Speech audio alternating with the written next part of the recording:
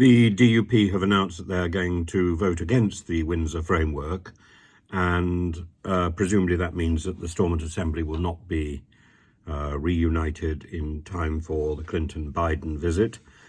I think at this point the DUP should be no longer paid, and frankly, it demonstrates that the efforts to find a solution for the Northern Ireland crisis were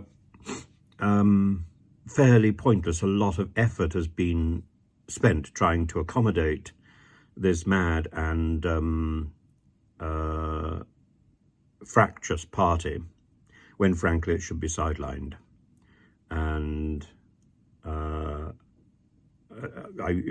make no attempt to hide the fact that I didn't think Brexit should take place in the first place, but having taken place, I think it's beholden to the on the DUP as well as other parties and other individual politicians to accept the decision. I think I would say I would have to qualify that and point out that the original plan of the referendum was that it was advisory. All that changed, but all those changes are part of the chaos of leadership shown by first Mrs. May, then Boris, then Liz Truss. And Rishi Sunak's efforts to pick up the pieces should have been supported rather than resisted. The DUP needs to be sidelined. And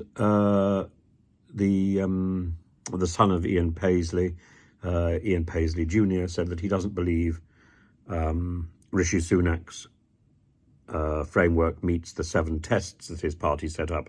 Those tests, which I went through a while ago, are so vague, so nebulous, they can be used to oppose anything or accept anything.